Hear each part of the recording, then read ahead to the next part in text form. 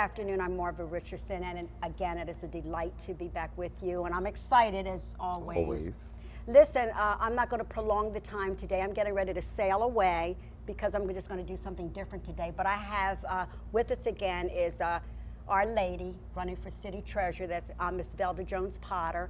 And she took a break. I let her take a breather, but that was enough. I told her she had to get back on the train, so I went after her.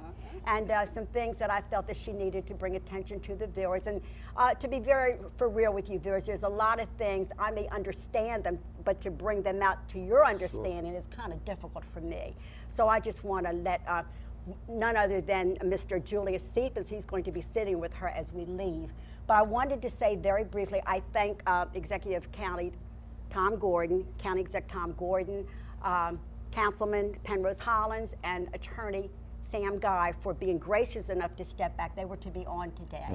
And our beautiful President, LAPA President Ruth Baker will be on sitting next week. And Josie, she said don't holler at her, but Josie will be on interviewing these young men. And I'm so proud that they will be coming on next week. I also want to apologize to my cousin, David Hughes. He's a wonderful musician that was coming on today. But because I felt the strong urge and need to have Mrs. Potter come back because our time is just about at hand and she don't have time to waste, I felt it was, you know, better that she come today instead of next week. So again, I thank these people for being so willing to step back. And then before we conclude this, thank you. You're quite welcome. Because you were the, you know, I'm a little teary-eyed. I'm gonna miss all of this. I thank you because you were the one that had that buzz going around in my ear in the beginning. He was quite excited about the thought that you would run, but we had to wait on her. You had to wait. And I had things going and rolling, and you know, and she hadn't even said that she was going to run. But Mr. Washington has been an inspiration to me, keeping me on track with everything. And he's I'm telling you, he's with you 100%. And there's no way I could kick him under the rug because, you know, with him and all the others who joined in with us, you are a winner already. You know, viewers, and I thank you so much. And again, I want to thank Mr. Potter for allowing me 10 years. I don't know how we put up with each other, but Mr. Potter's a wonderful person. And I want to thank my husband for sponsoring this program. And I want to thank the most of you that have watched this program for years and years and put up with me and the way I clown. And I will be a worse clown when you win. I'll be dancing all around the studio. So viewers, I want to say in closing, be careful today.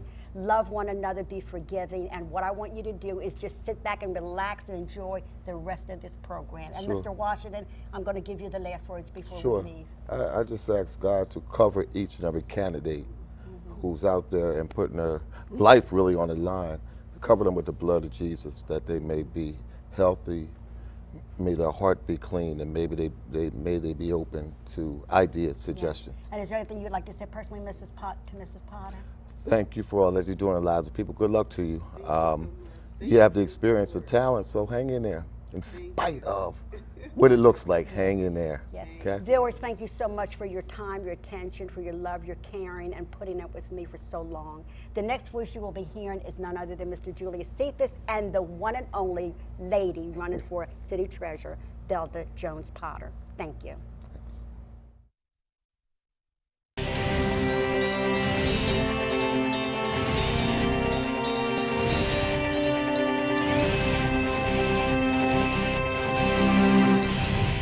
One kind of school takeover teaches kids the value of $1. I'm Jill Horner. This is Comcast Newsmakers.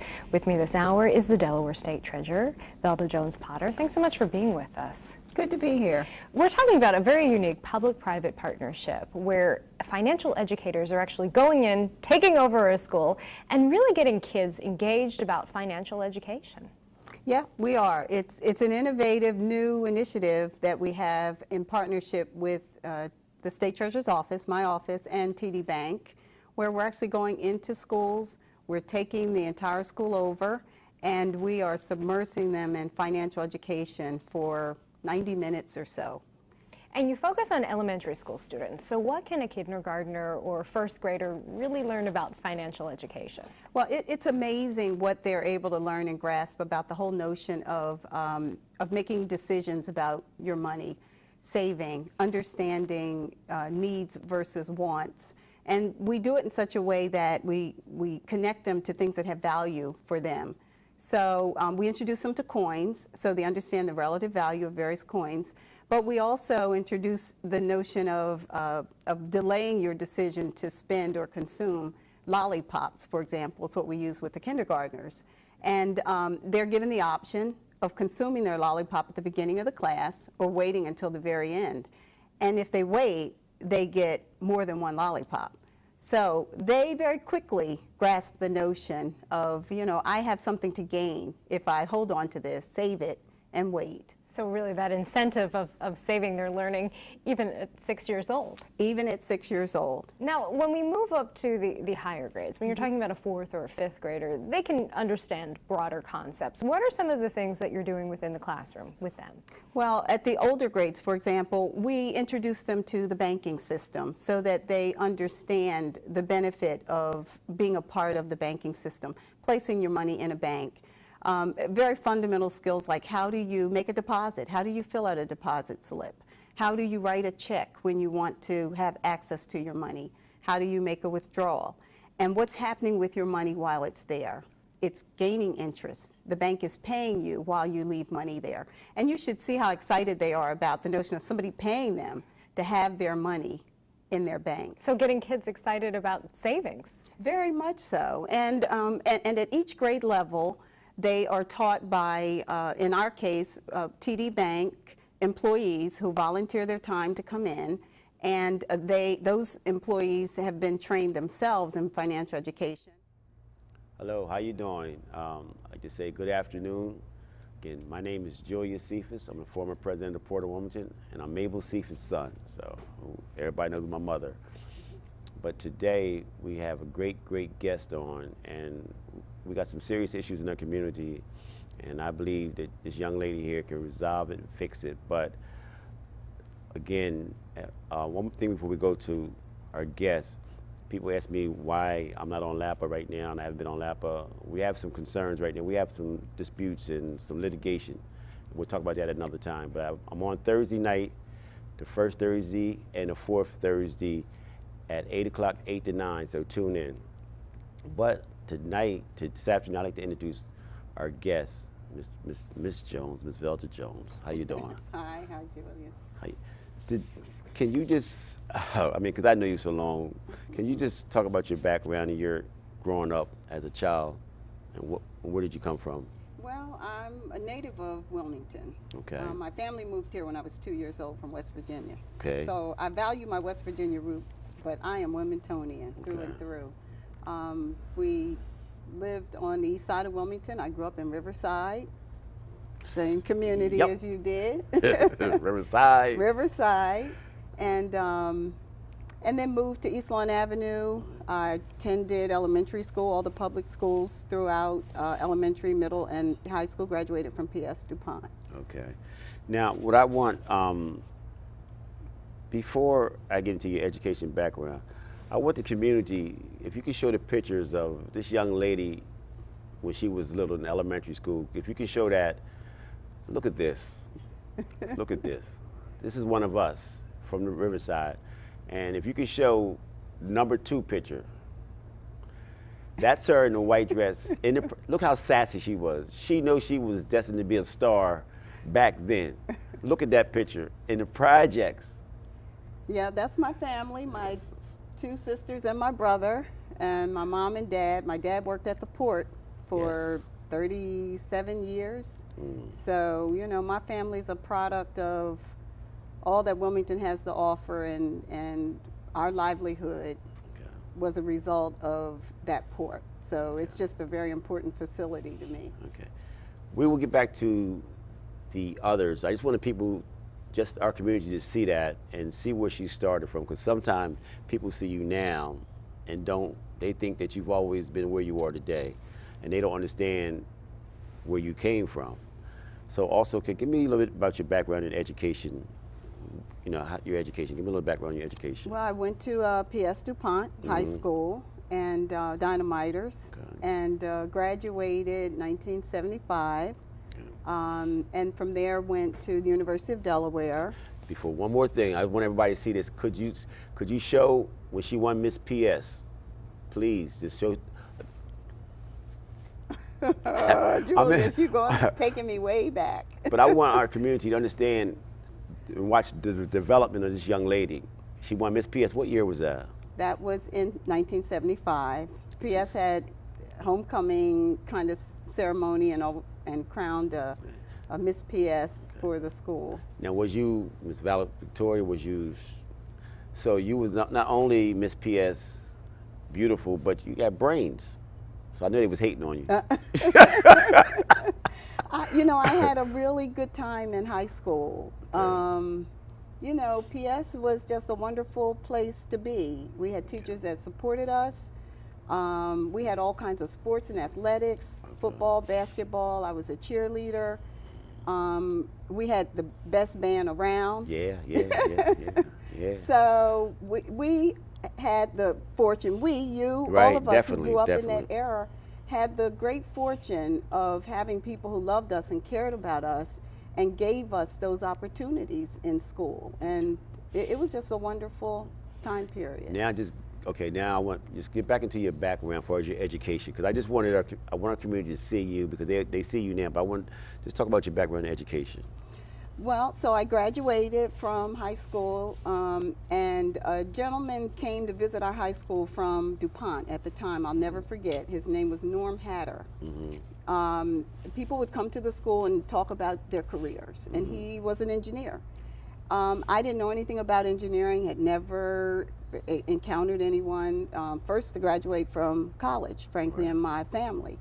So I didn't know what the script was. But that sounded like a really interesting career. It was math focused, and I loved math, so I studied engineering at the University of Delaware and graduated there, 4 years after. The FAME program was a real stepping stone into that for me. And without realizing it at the time, I later learned I was the first African American woman to finish to receive an engineering degree at the university. Jeez. Well, let me say this. First thing, you definitely are a trailblazer, because they always say women are not good at math. They always say women are not good at math, so you broke that. But for you to graduate from University of Delaware, that's unheard of, because I know you went through and back. Yeah, it was a difficult environment in its own way. The cultural difference. She's being polite, but because women are under siege, not just African American women. Women, period, across this country are under siege, and our community needs to understand that. And for you to achieve what you did at University of Delaware is, as a woman, African American woman, is hard. Period. So you need to be applauded for that. So okay, keep going. And so I graduated University of Delaware. I worked for several years in the engineering field, and then I went back to graduate school out in Indiana, Bloomington, Indiana. Went to the Midwest. Who's your country? Can I ask you a question? You picked the hardest places. I know. You like challenges, don't you? I love challenges, and I love challenges, and I wanted to experience another part of the country. Just you were. for You said growth. you did. I want people to understand. Right, that's another part of the country. With yeah. Indiana, y'all need to understand what things happen at Indiana. Yeah. But go ahead. I'm sorry. Yeah. So I studied. I got my master's and MBA with a concentration in finance, and then came back to migrated back to this area and worked for began my career with DuPont. You know we're glad you did, because most talented people in our community, they leave Delaware, don't come back because they don't feel welcome, and you took that challenge on and you made it.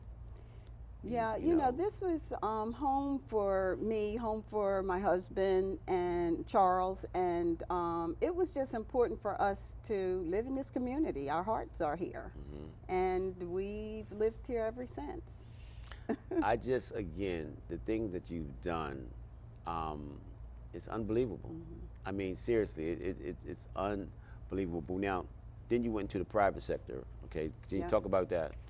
Yeah, I started my career in the private sector with DuPont, was with the company for 17 years in just a whole range of roles, finance, business management, marketing management, executive roles with the company over the years. Right about year 15, I had an opportunity to come to the city of Wilmington on an executive loan from DuPont.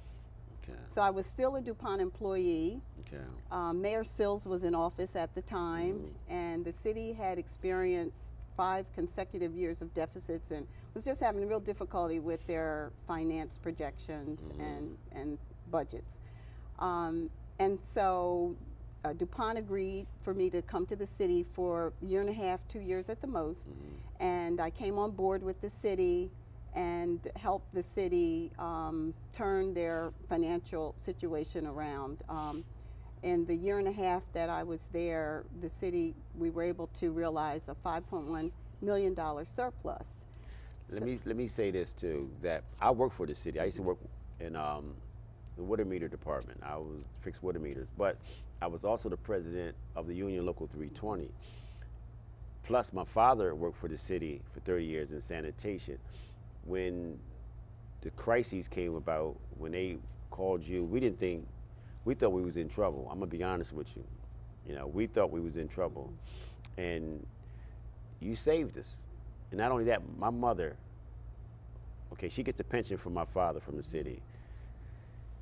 When that pension check is late, she calls, she worries. But it wasn't for you, what you did for the city employees, there would be no pension today. I want to show that clip. Can you show the next clip about when you saved the city money?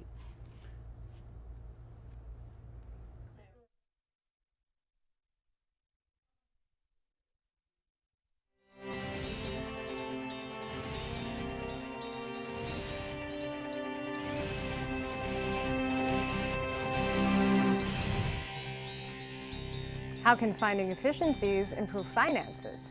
I'm Jill Horner. This is Comcast Newsmakers. With me this hour is Delaware State Treasurer Velda Jones-Potter. Thanks so much for being with us. Thanks for having me. So we're talking about a variety of different fiscal issues in the state of Delaware, but let's first start with some of the things that you addressed within your own department. And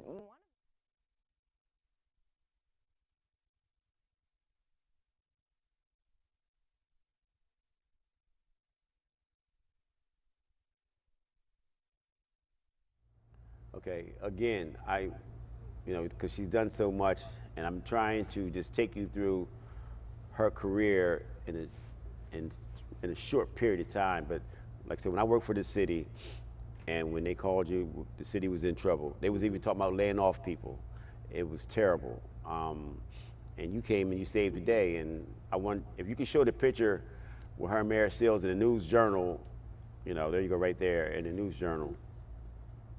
And show the picture of underneath of it where she, how much money she saved the city.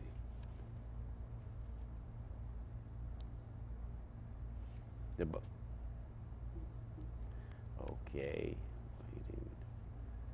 Okay, well that wasn't the one, but again, she saved the city a lot of money and was rewarded all around the country for what she did. And again, we're talking about a woman, African American. It doesn't matter. It just matters the person qualified to do the job. You know what I mean? We got to stop putting titles on people. If you qualify, you're qualified. One thing I want to explain, I want you to explain to the community what some of the responsibilities are, but at the same time, I want to make one point, because Wilmington, Delaware is so small and everybody knows everybody, we tend to vote on friendship. We got to start voting on people's experience and qualifications, who can do the job. Because too many times I hear this, I shouldn't have. We have a person been there, done that, and did awesome. Been there, seen the worst of the worst. And if she can do what she did in the worst of times, I know what she can do now. So we got to get away from the friendship. I still should be able to vote for somebody who's qualified and still be your friend. If I'm not, you was never my friend anyway. But just go ahead and just explain some of the things that's going on for us when you went to public service. Right. Well, in public service, my first opportunity to really serve the public in an official way was with Mayor Sills and my work with the city. And I was able to step in right away and make a difference, to have an impact. I was only with the city 18 months. That's not a long time. Right.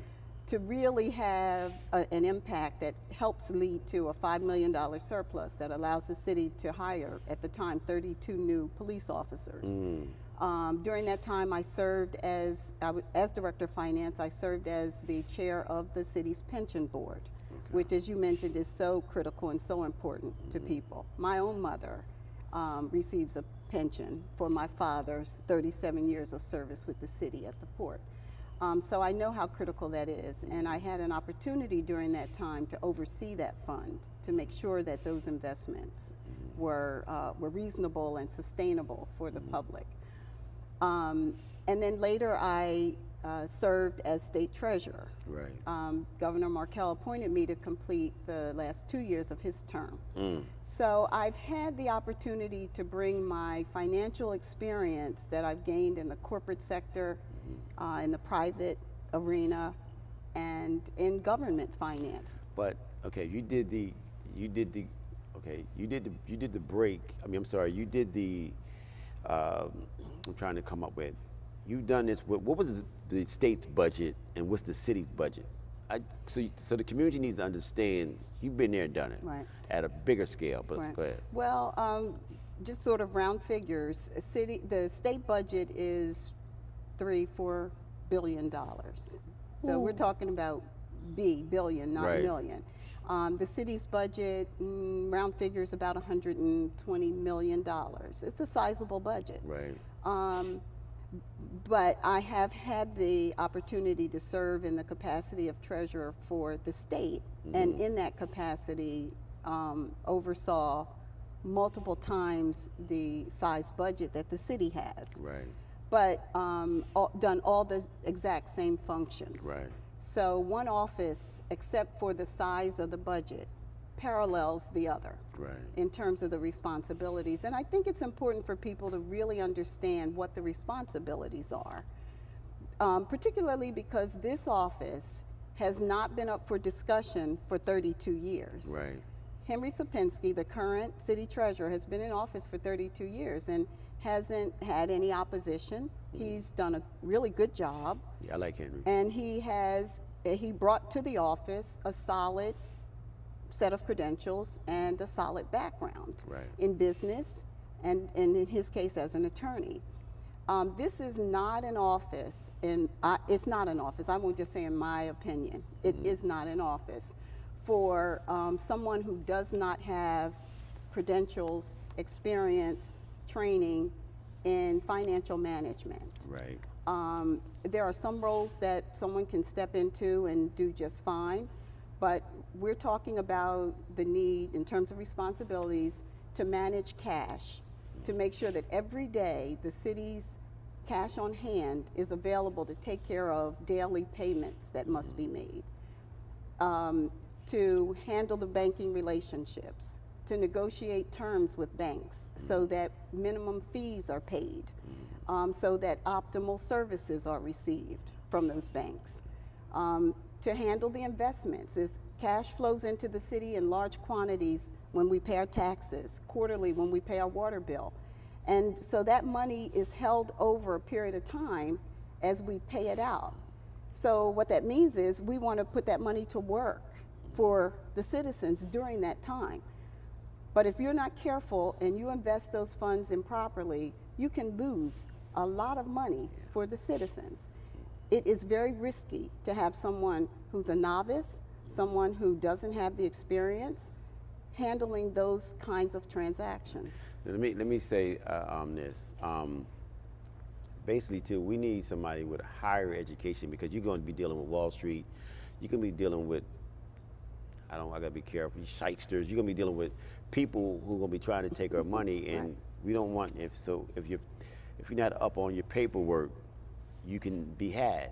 Well, I'll tell you. I mean, that's just my term. Yes, one of the things that was most surprising to me when I was state treasurer to learn is, frankly, how many treasurers are behind bars. Because, I mean, I don't think about that, because, you know, you do the job, you do the work. But there is so much opportunity for embezzlement, for violation of securities and exchange laws.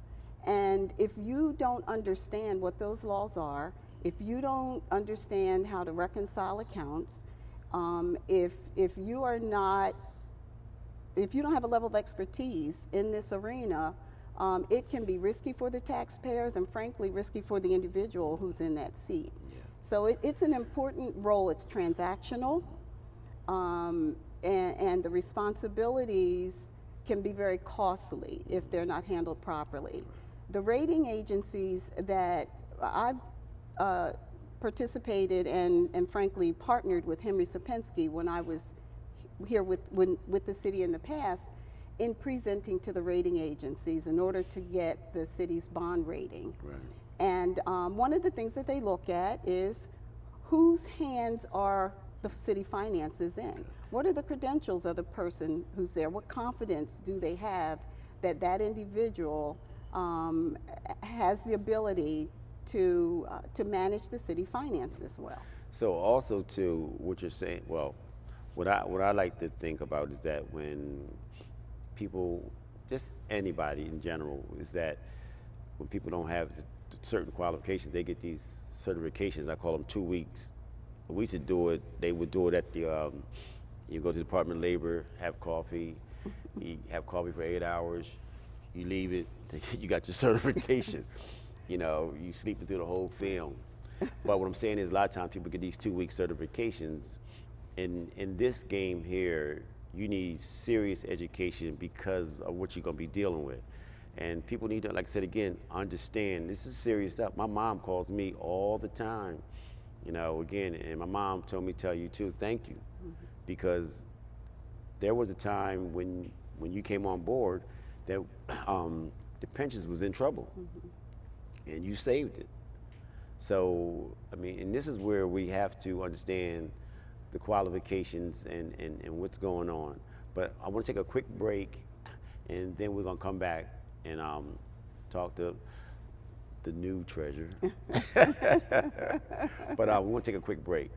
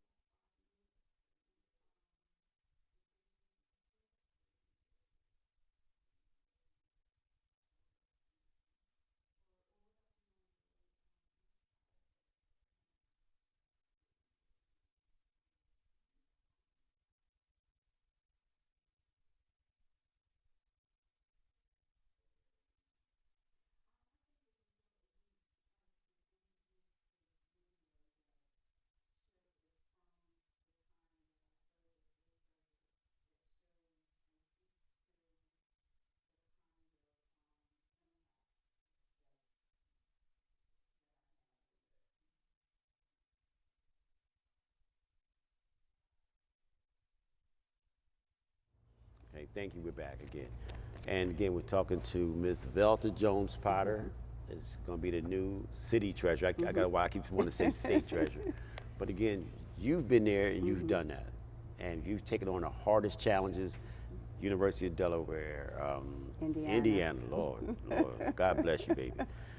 I mean, and then to save the city and corporate America. You've done a great job. But there's a video out there to show what you've done and your impact, because people need to understand, and we're going to talk about it in a few, some things, some more responsibilities that you do that position has. That, I mean, again, we have to put the right person in there who's qualified.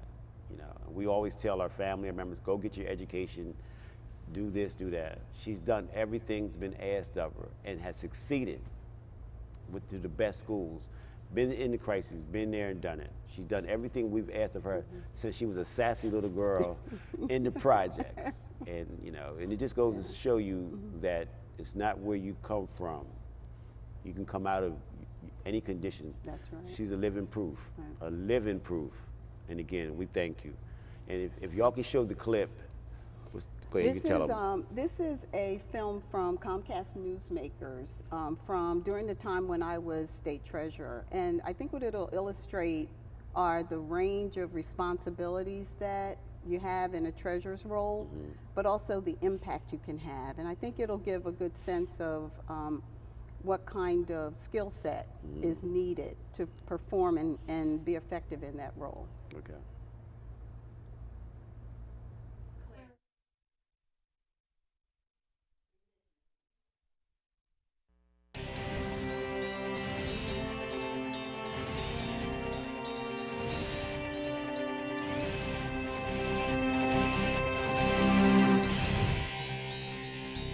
How can finding efficiencies improve finances? I'm Jill Horner. This is Comcast Newsmakers. With me this hour is Delaware State Treasurer Velda Jones-Potter. Thanks so much for being with us. Thanks for having me. So we're talking about a variety of different fiscal issues in the state of Delaware, but let's first start with some of the things that you addressed within your own department. And one of them was working to find some efficiencies. Talk to us about some of the things that you work to address. Well, we've been really focused on how we can do things better, faster, how we can reduce costs. And one of those areas that we've really concentrated on, and many people know we write a lot of checks out of our office, and we've been really focused on how we can reduce the number of paper checks that we generate as a way of reducing costs. So when we talk about these checks, are we talking about checks going out to employees, or are they for other purposes? We're talking about the whole range, employees for their paychecks, vendors as payment for services they provide to the state, grant and aid recipients who are nonprofit organizations. We have worked diligently to try to bring all of those individuals, organizations, groups onto more direct deposits, more ACH payments, payments that are other than hard copy paper checks. And how much compliance have you gotten? How much of a response has there been to get on board with direct deposit or other similar type programs? The response has been really, really good. Almost all of our employees across the state are now receiving their checks direct deposit. Very, very few exceptions.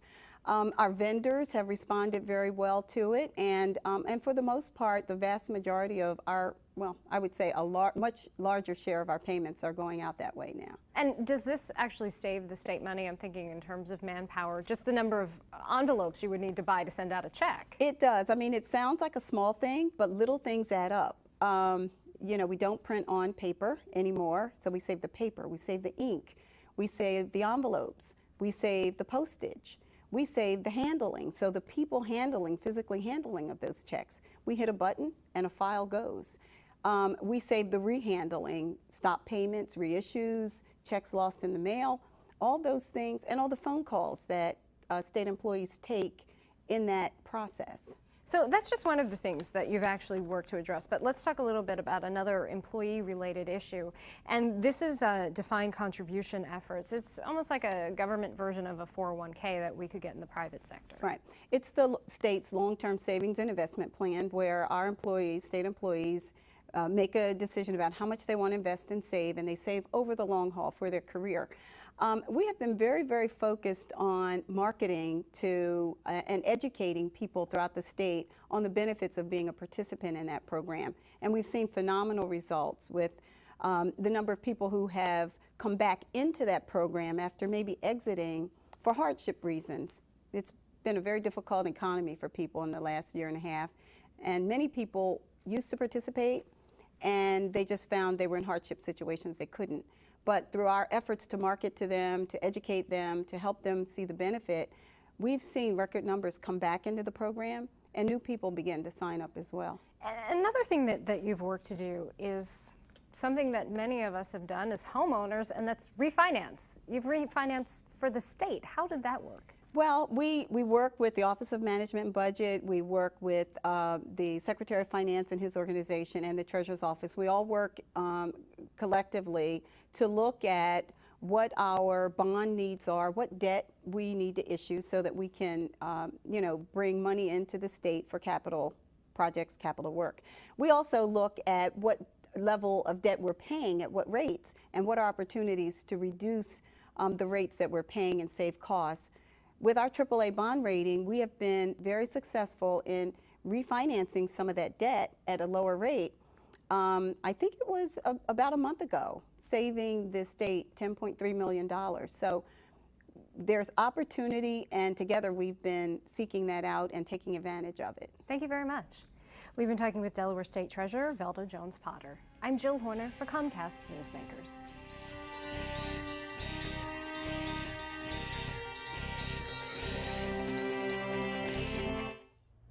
Thank you, thank you. Again, we're back, and again, the main thing I want people to understand, the young lady brings to the table and what she's done. She's been there, she's done that. But also, your experiences in economic development, education, far as about money matters, and all. What's some of the things that you've done, taking courses you've taken, not just that, experiences, because sometimes taking courses, you have experience and courses, all that. Can you talk about that a little bit too? Right. Well, in terms of the qualifications and the coursework, if you will, the academic training, I mentioned I have a master's degree from Indiana University in finance. God bless you, baby. And I also studied at Northwestern University at the National Institute of Public Finance. Okay. And public finance is different than corporate finance or traditional accounting, and there are real specialties within the discipline areas. I received my securities investment license. It's called the Series 6 and the Series 63. Right. So I understand and have experience in helping people establish individual annuities, insurance plans, and so when it comes to sort of the full spectrum of finance, I've got experience in all those realms.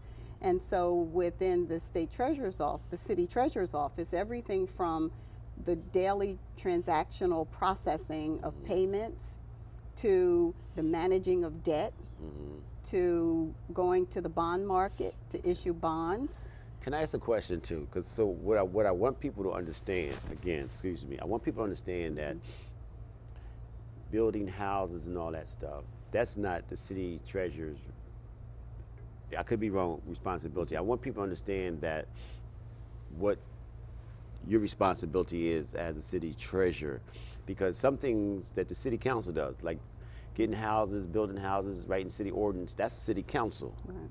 And it's important, but that's that. That's not the treasurer. Right. And I don't want people to confuse what the treasurer does and what the city council does. Right. Right. So if you could explain that, because again, housing, building housing and all that, that's great, but that's not the city treasurer does. Right. Can you explain that? Yeah, and I think this is extremely important for people to understand, because without the understanding, you could be fooled into thinking that things like creating housing and someone talking about economic development in broad and general ways is impressive. I mean, I'm just going to say it like I see it. It could sound impressive, but you should not be fooled into thinking that that's what the role of a city treasurer is. A city treasurer is very much a pure financial role. It is transactional. It shall not be political, because it's about the taxpayers' money. 1 + 1 = 2, whether a Republican thinks it or a Democrat says it, or someone who has one political ideology or another. The numbers don't lie. The numbers don't change. And it's important that someone's in the role who views it that way, who from their career has dealt with it that way. And so there is a place, and frankly, I intend to have a place and play a role in some broader aspects of city government. That's what I was going to ask I wouldn't be being true to who I am if all I did was be in the city treasurer's office and and purely handle the finances. But I have to handle that first. And I have to handle that well. Right. And it's only after that, frankly, that then I get the luxury, if you will, of then being able to be a part of the conversation, part of the negotiation, to help build and bridge other aspects of our city. One of the things two things I want to ask you is this. I know about credit because my brother Ronald always stressed to me when I was growing up, you got to have good credit, you got to have good credit, you got to have good credit. The AAA bond, all that, most people don't understand it. Can you explain, I'll let you explain it, you run it. Can you explain the AAA bond and explain it to people in elementary forms for us to understand? Well, you know, I like to, everything at some level in city finance parallels our personal finance by and large. Right. So the AAA bond rating or the bond rating, whatever it is, parallels essentially a credit rating in our private and personal lives. Okay. And so as many of you know, your credit rating, it's determined as a reflection of how you've handled your finances. Right. If you've paid your bills on time, if you have not taken on too much debt for whatever your income is. Just the long-term overall health of how you manage your finances. Such is the same with the city's bond rating. Agencies out of New York, Wall Street, assess what the city's financial health is. How well has the city handled its payments? How balanced is the city's debt to the revenues that the city brings in? And in a presentation to them and telling them that the story, as well as showing them evidence based on looking at the books and the records and the financial statements of the city, then those agencies establish a rating for the city. And that rating, AA plus or AAA, that rating then determines what the city's access to borrow money is. So when we need to do streets and roadways and major capital projects, our ability to get money to do those, to borrow, just like we borrow to buy a car or to buy a house, and how much we have to pay, how expensive that money is for us, is a function of that. Okay, so in other words, say this has happened too, where my credit was shoddy. Instead of paying $100 a month, they jacked it up. I'm paying $400 a month because of my scores. Now, when my scores got to 780, then my payment went down. Yes. So it's a risk assessment essentially, and so with the city, they will determine what kind of a risk we are. Okay. And a lot of factors goes into that. The higher a risk we are seen to be as a city, the more costly. First of all, the harder it's going to be for us to get the money in the first place. And then if we get it, we're going to pay a lot higher price for it. And so having someone who manages the city finances, who understands that risk equation and is able to manage to an effective operation that keeps that risk low, will serve our citizens best. What I would like to see, because our community is suffering from economic misinformation. We need businesses, but we need people to understand literacy on finances. Once you get elected, and once you get, you see the books, you see where everything's at, you get everything going.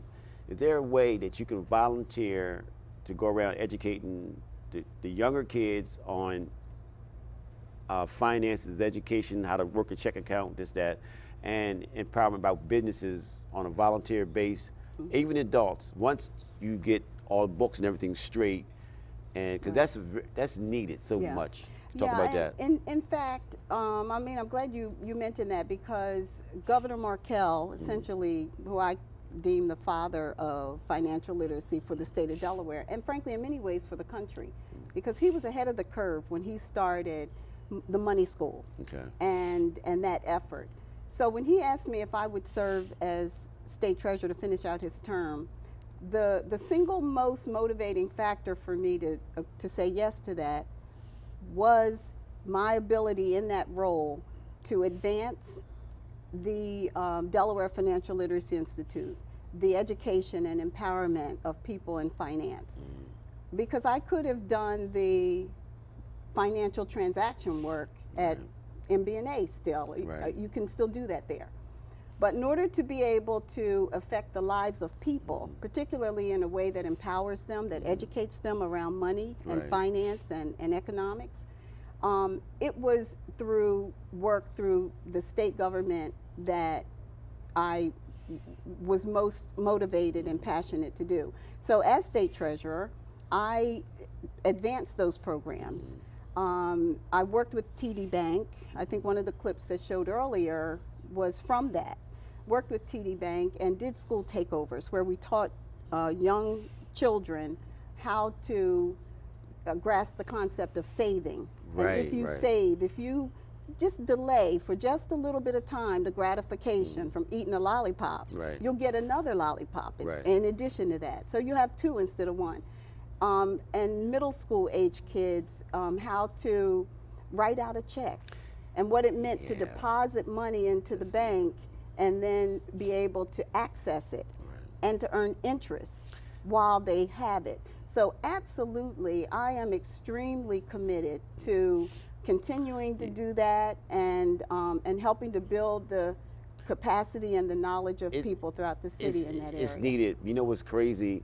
It's needed because I remember my kids, when they had summer jobs, I would open up an account for them with their money. Yes. And I wouldn't let them take out this, that. And I said, but it's your money, don't worry about it, it's there. Because if they don't have it in their pocket, they think it's gone. Right. But we definitely need to be educated on how to spend our money. Yes. Again, I'm all for the trade learning, but learning the finances early, because I'm gonna tell you something. All of us probably wasted a lot of money that we wish we could get back. And I'm one of them, and I know a lot of other people out there are too. But again, I'm just so proud of what you've done. You've been there, you've done this. You've done it, and you've been a trailblazer where they said women are not good in math. Everything they said that women couldn't do, you've done. Everything they said African American woman couldn't done, you broke it. I mean, you've done things men haven't done, and this is what we got to understand. She could have been to any state in this country or any place in this world. She stayed home to take care of us, and my mom loves you to death. But we have to be there and come vote. Again, I'm friends with all the candidates. I know them all. But this is not about friendship. This is business. This is my funds. This is business. I work for the city. So I have a pension. And this is serious stuff. I mean, and I'm going to be friends with everybody after this is over, but we got to stop voting on friendship. We got to start voting on people who qualify, who can do the work. You tell them, go get your education. Everything we've asked of you, society has asked of you, you've done it. You've done it, and taken us out of a crisis. You know what I mean? I know, I'll let you just go ahead and just talk about some more things about, finances. And where do you see, what direction do you see to take us in to make it better? I'm sorry. Well, I think there are some opportunities within the operation of the Treasurer's Office to do some automation, to bring some technology to bear, to find efficiencies. Right. And one of the first things I would do after getting my feet grounded would be to look for those opportunities.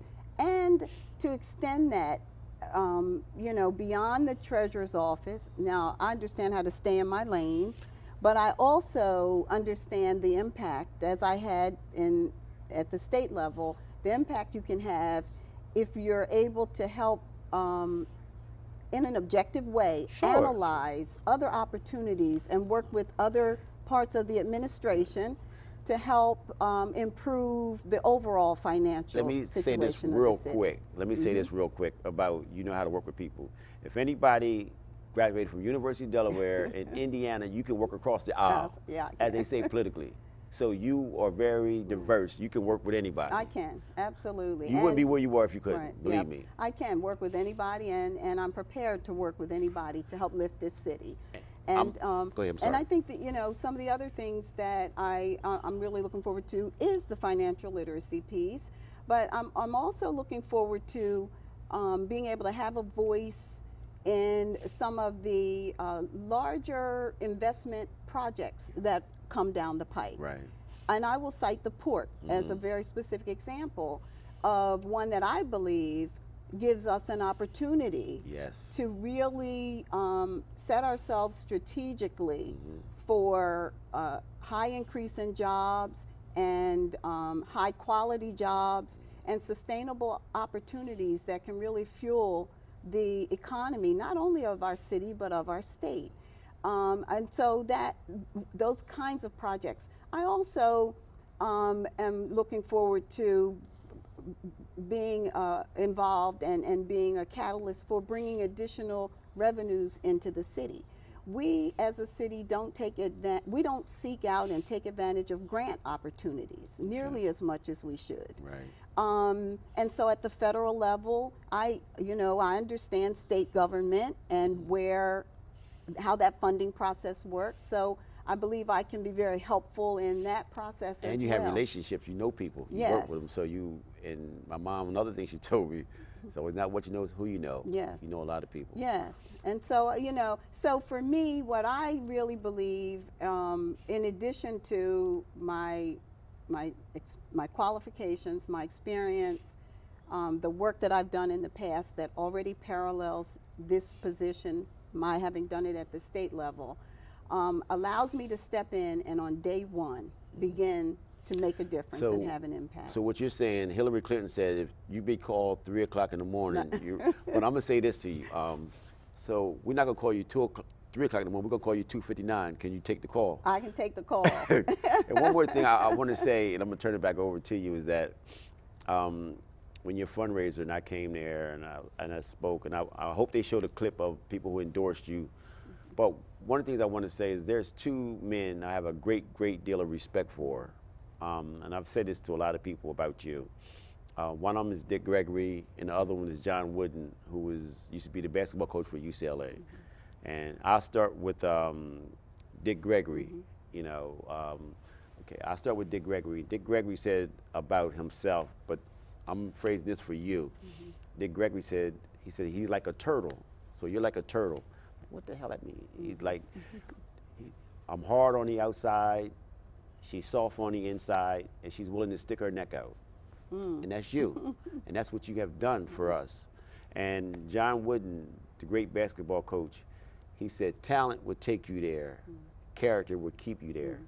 And you've been there for hundreds of years for doing what you're doing, and we appreciate it. I appreciate it. Thank you. And if you could just show that picture when she was little sassy self, and then we're gonna let her finish up.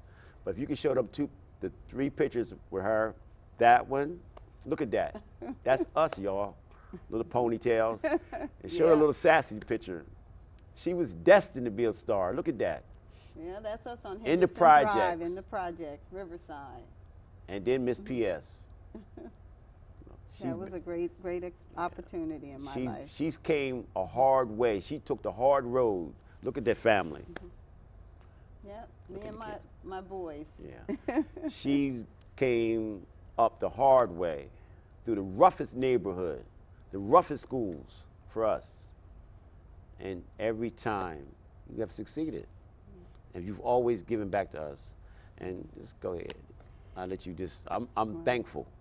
Well, I'm appreciative of every opportunity that I have had. And I know that there are people who came before me, like Norm Hatter, like Al Plant. I grew up right up the street from Al and Hazel Plant and played with Mickey and all of them. And just the list goes on and on. Marion Gibbs, a former teacher of mine in 3rd grade, people who have affected my life over the years. And I never take for granted the doors that opened for me.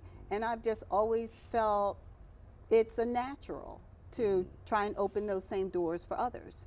So, you know, when I worked on the PAL Center to help bring it to life and Did you? and help Ooh, raise the, forgot you know, about the that. first, what, $1 million of operating money for that site. When I helped open served as the founding member of the board for Eastside Charter School that's now in place, and in the very same school that, did you go to? George Gray. Okay, you went to George Gray. I went to Northeast. Okay. Um, Damn, you killed all those rough schools and all made those it. rough schools we made it. And, you know, and so for me, that's what's important and that's what matters. And so I am just thankful to have had over my career in the past the opportunity to use all those skills and bring them to bear to help from a financial perspective, create opportunities in people's lives. And that's exactly what I'm looking to do and hopeful to have an opportunity to do with as city treasurer. And so I'm asking people to cast their vote for me on September 13th. My website is www.votevelda.com. We have people out knocking on doors and making phone calls, and the energy is high and the excitement is high, and we are really having a lot of fun. Right, you know, right. it just is not feeling like work. It feels like it's very natural. It fits like a hand in glove. Right. And I believe there's some destiny. Oh, definitely. I mean, you have come through. You've been there and done that, y'all. She's helped us. She's been there for us. We need to be there for her. We got to be there for her. She has did it all. And I'm just glad you didn't leave. Because most of the talented people, they get up out of here because they don't feel like they've been embraced by Delaware. But you have, and you've given a lot back. But it's September the 13th. You got to come out. Come out. You've been there for us. And again, I'm just so happy and so proud, you know, again. And I want the community to understand it's not about friendship, y'all, because Wilmington is small, so we all know each other. But I'll let you wrap it up. Go ahead, look in the camera and wrap it up. Well, you know, again, you've heard my qualifications. You've heard me talk about my experience. I am the only candidate who has experience as a proven finance professional. And for this role, I'm not talking about other roles. For this role, I believe with all my heart that's what is important. And that's frankly what the city of Wilmington deserves. I will step into the office of city treasurer and on day one be able to run that office exceedingly well, which means on day two I'm able to have a voice in the other opportunities for this city. And frankly, I believe that's the kind of aggressive, capable leadership that this city needs in order for us to realize the potential that it has. We want to say again, thank you. September the 13th, come out in record numbers and vote for this young lady. She's been there, done that. And good night. See you September the 13th. Thank you. Thank you, Julius. Thank you. I appreciate it. All right. Thank you. All right.